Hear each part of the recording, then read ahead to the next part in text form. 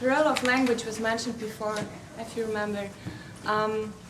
And if you ever learned a foreign language or tried to express yourself in a foreign language, you might know these moments. You want to say something, express something, and where's the word? Where's the phrase to express it? And I teach German as a foreign language, and my students then say, oh, I can feel it, but I don't know how to say. So I'd like to share a perspective with you that shows how moments of stumbling and stuttering, of not knowing what to do and to say, are rich and promising starting points to develop new meaning and a fresh language which bring a change. And if we realize how language is implicit in every experience, situation, and it's implicit in our bodies. So indeed, it's not just a question of language learning or have the right word or grammar structure. Developing new meaning out of uncertainty is part of every learning process. So the situation my students are learning is quite complex and full of uncertainties. They don't know the language, they are not familiar with cultural patterns. They're young adolescents and young adults from Syria and Afghanistan, also Eritrea, Ethiopia, and they have this huge wish to learn a profession and don't know how to realize. They often don't know where the family members are and if they're still alive. They sometimes don't know how to sleep because they live in asylum camps. And they are sometimes confronted with a teacher who also don't know what to do in some certain situations. So their learning happens in really complex situations, characterized by uncertainty and not knowing. So first I'd like to shed light on what's learning, what do we know about learning processes. I'd like to mention three theoretical perspectives which show the role of uncertainty, language and meaning, experiences in learning processes. Though the first is coming from a subjective theoretical perspective, and say learning happens when a subject comes to a barrier and resistance in its usual acting. They point out that these processes include the individual's attempt to find orientation in society through appropriate knowledge and reflection on the individual's interests and social positions. And in this perspective, this perspective of learning meaning is really in the center of interest. So the second theoretical perspective is coming from psychology of knowledge, and they distinguish different systems of knowledge. It's just declarative knowledge which exists in words and meanings. So we have situative, episodical, procedural, sensomotor knowledge as knowledge out of situations and routine acting that does not necessarily exist in language. So, but the transformation of pre-verbal knowledge into language becomes necessary, for instance, if my students have to talk about their practice, the practical experiences in their apprenticeship. If they have to explain what they did, they know how to do, they know how to prepare a food, to build a wall or to paint it, but they have to talk about as well. They have to bring this knowledge into language. So the third perspective is coming from experiential learning, and that points out that experience is the source of learning and development. Learning happens in the process of action and reflection and with conflicts. And it includes thinking, perception, behavior, and feeling. And deep learning really needs to integrate all of these phases. So what we know about learning is it starts if the subject struggles, if there is an uncertainty, a barrier, a not knowing.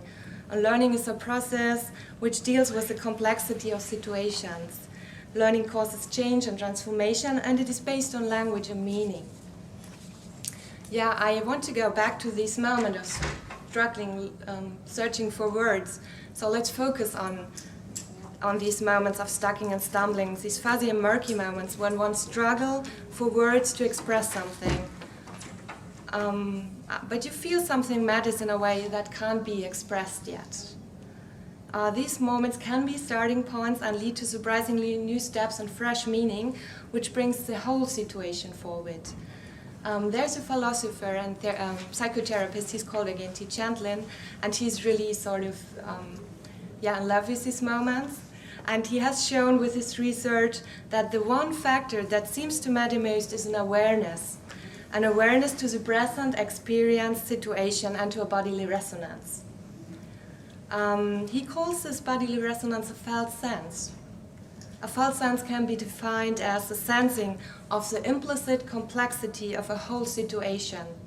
It's like you're sitting here now in your chair, surrounded by these people, the sea is next to us, and you can get a felt sense, a meaningful feeling about the whole situation, about what matters most to you personally about this congress. Chandlin shows then how new and fresh thinking, meaning, and language can arise from this felt sense, which is first pre-verbal. It's just a sensation. He calls this philosophical practice focusing, and it is an act to attend with a felt sense, to start a dialogue between the sensing and words. So it's like, okay, I'm here, and what matters most to me to the conference? It has sort of freshness, but freshness like a lemon? No, it's more like a rain. So you can start to act and look, is it what it wants to be expressed? And if a felt sense is expressed in the right way, one can feel a felt shift, he calls it. A felt shift, a bodily felt release of, yeah, that's it. That's exactly what I meant. That's what I want to say. Yeah, it's like a fresh summer rain on a hot day on a beach in Netherlands. That's my sensation of this. So. And this can lead to creative language, which first is not easy to understand for others, but it really carries all this richness of the situation. So, but how can we understand this? In Chandlin's philosophy, body and environment are one in certain aspects. He says body and environment interact. Interaction is always first. The body itself is interaction, and it can be felt from inside. So he constructs a body which we can feel our body from inside. In every situation, we are with our bodies.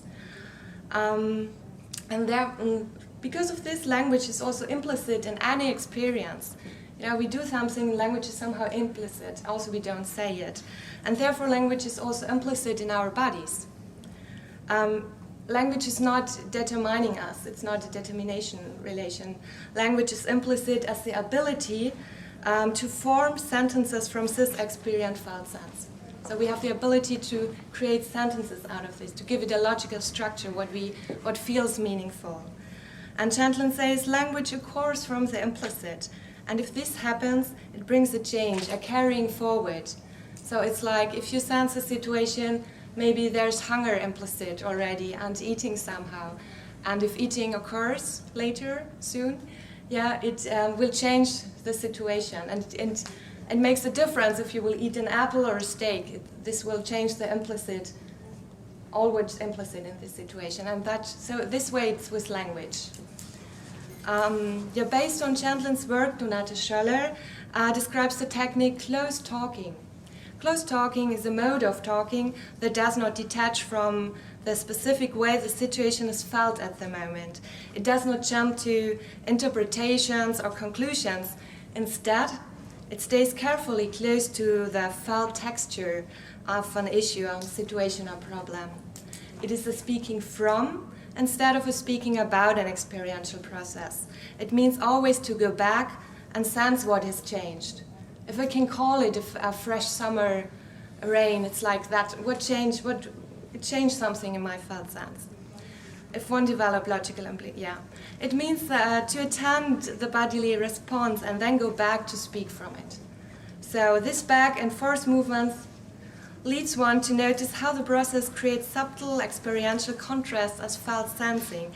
And this is very precise. It's not predetermined, it's not arbitrary, it's very precise. This responsive way of articulating conveys an awareness of a situation that leads beyond it. It expands and changes the situation as well as the logical roots of thinking possible in it. The close interaction between verbalizing and felt sensing can be understood as a new way forward in articulating sequences that also shift the experiential process. And this movement is what Chandlin captures in his term of carrying forward. Yeah, so what does it mean concretely? So let me give some examples how this perspective of bodily experiencing influenced my interactions in classroom. And that was first, I started to understand language learning as a continuously process of moving between experiencing and verbalizing. So it's not about you have to learn the right word, but what does you feel, what does you want to express, and let's find a verbalization for it, and let's become more precise. There are great grammar structures which helps to be very precise in German. So the second voice, I became more aware of the bodily presence and resonance of mine and theirs. So especially in difficult moments, we often have like several languages running around in the room, and I created something like, okay, are they explaining something else, or are they arguing what's going on here, for example, or they come in, the first thing I became aware is, did they sleep at night? How is their bodily presence now? What can we learn, or should we just bring them to the situation? What changed, what else is coming out of this is, yeah, I always try to appreciate these felt meanings if they mention and encourage them to develop it, to investigate it. You know, oh, you have a feeling of a word. Great, try to investigate, try to explain it, follow it. And generally, we try to investigate meanings out of all this whole richness of experience. They already know so much, and to include all this which coming from other languages. And also, I try to give implicit aspects which are in the situation words. I try to be able to talk about, and this is sometimes I stand and say, yeah, I notice you want to learn German as fast as possible, and it takes so much time to learn a foreign language. Yeah, or yeah, I realize you came here to feel safe, and your life is so stressful still in a new way.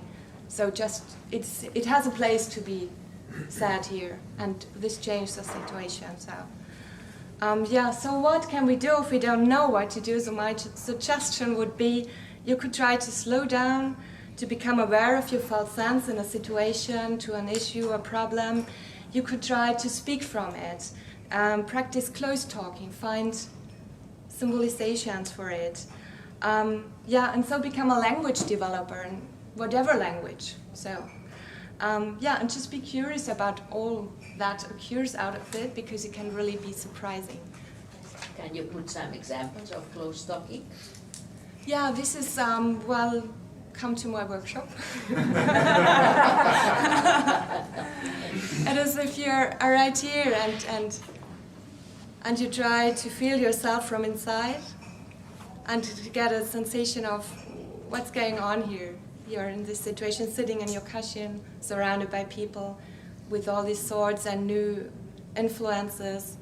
So, and if you ask yourself, so what really matters to me about this conference? Is there coming up, which is maybe just a really vague feeling, something like, okay, yeah, and maybe you can feel it in your body, you know, it's like, okay, I feel my heart beating, or I feel happier, or frustrated, or whatever, or it's a pain here. Try to investigate and say, okay, if there's something, what does it want to say? It's just always an inviting, so we can't pressure it, but you can invite. And adding to it, is it that you introduce that in your conversation with another person? When you feel these sensations or frustration? Yeah, sometimes I can make suggestions. So, for example, if I see my students are really not... I can give you an example. I'm not sure if it's about felt sense. Yeah, but if I feel there is something, I try to give space that it has a place and can be expressed. So there is something that matters to you. Do you want to investigate? Do you want to look at a little bit? And then I reflect back and say, oh, it's like that. And I don't judge it or don't comment it and say, oh no, it's not like a fresh rain. How can you think about that? For you, it's like a fresh rain. Okay, maybe for me, it's totally different. But for you, it has this quality. Thank you. Yes, sir. Okay.